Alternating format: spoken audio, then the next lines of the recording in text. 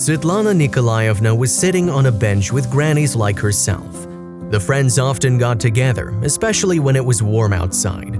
The old ladies discussed everything in the world, gossiped, and shared news. Now the conversation turned to children. Svetlana Nikolaevna avoided such topics. She had nothing to say and nothing to share. Her daughter Larisa had left the village long ago to conquer the capital and never came back here, never even visited her mother in all these years. But one day, the unbelievable happened. The old woman was alone, even on holidays. Sometimes she would celebrate the holidays with her old friend Larisa, with whom she had been friends since high school. Larisa quietly asked her friend if her daughter was calling her.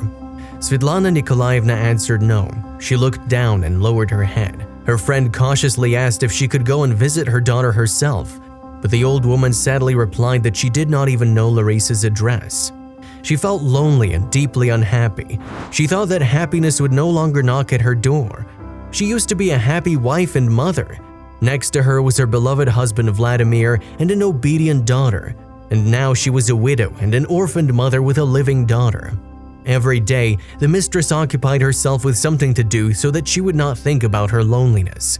She took care of her pets, cooked her breakfast, and made sure to pour herself a delicious herbal tea, which she herself harvested and dried. After breakfast, Svetlana Nikolaevna tidied up the house, fussed over the household, rummaged in the garden beds, and cooked dinner. And in the evening, she relaxed watching her favorite soap opera. She liked village life. She didn't want to leave her house where she had lived all her life. But young people were leaving their village for the city, trying to make a life for themselves there. So over time, only old people and children remained in the village. One day, the old ladies were sitting on a bench as always. Suddenly, they saw two big black cars driving in the direction of the cemetery. One of the women sadly sighed and stated that someone had gone to the other world. Svetlana said that they were strangers, not from their village. The old women assumed it was someone from the city or from the neighboring villages who was buried there. There was only one cemetery for several villages. Larisa asked who it could be. Svetlana said that tomorrow she would go to the cemetery, check her husband's grave, and at the same time see who was buried there. The next day, the woman went to the cemetery. She often went to her husband's grave and could talk with him for hours.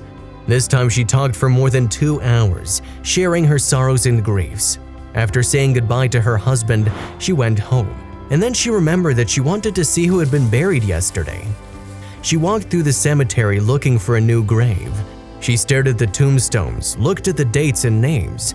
Suddenly, she saw a boy lying on a fresh grave. He was crying silently, picking flower petals with his little hands.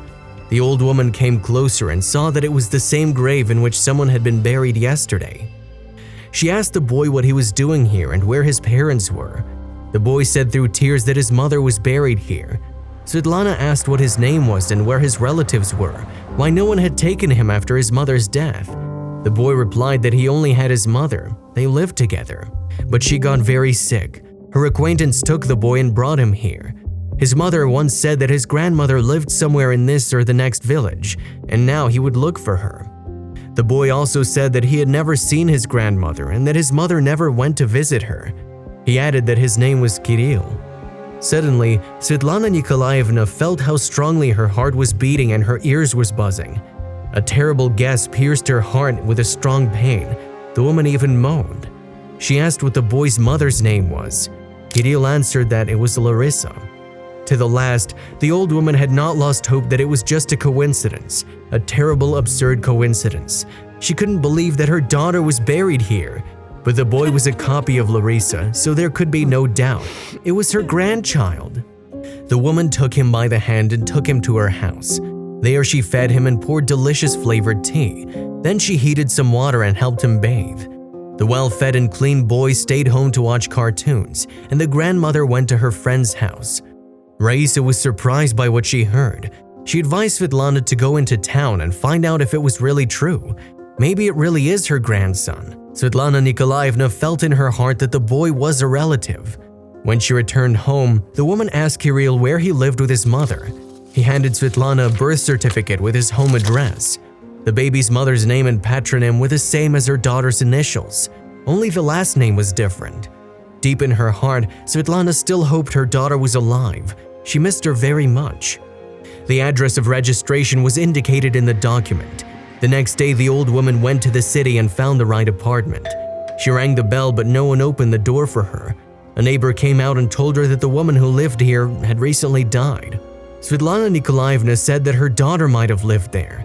The neighbor was indignant at what kind of mother she was that she didn't even know her daughter's address. The woman tried to justify herself by saying that her daughter had left a long time ago and stopped all communication, had not visited her and was not interested in her life. The neighbor said that she had keys to the apartment, so she would help the old woman. She would open the door and let her look through the dead woman's personal belongings. When they entered the apartment, the old woman looked around carefully.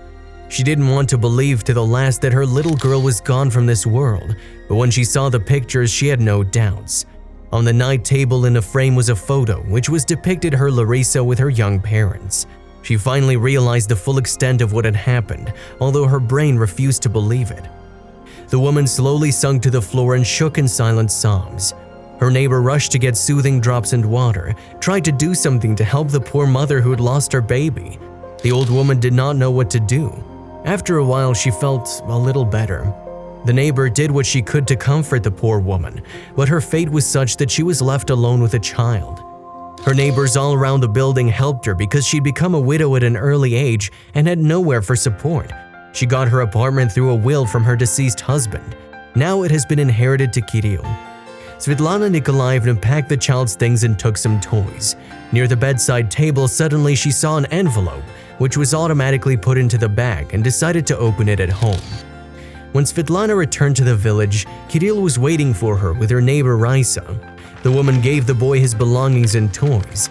She went to her room to open the envelope in private. With trembling hands, she opened the letter and recognized her daughter's handwriting. The daughter wrote that she was very sorry for what she had done, that she wished she could turn back time and change everything. Larisa said that she had fallen in love with a man much older than herself, that she was very ashamed of such a marriage and was simply afraid to tell her mother. When her son was born, she found it very difficult and simply had no time to come, but she never forgot her mother. Then her spouse died.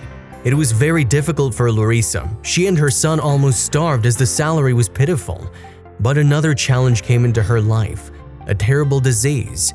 The girl hoped to the end that she would recover, but alas, it did not work out. Larisa's last wish was for her mother to take Kirill to her and not give him to an orphanage. Svetlana Nikolaevna sobbed bitterly. The boy ran up to her and began to calm her down, asking what had happened. The old woman replied that she was his grandmother and strongly hugged him.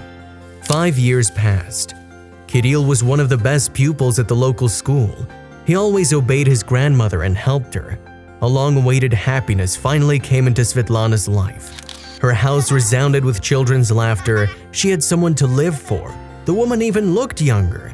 Her grandson often brought his friends, and Larisa was also a frequent guest at Svetlana's house.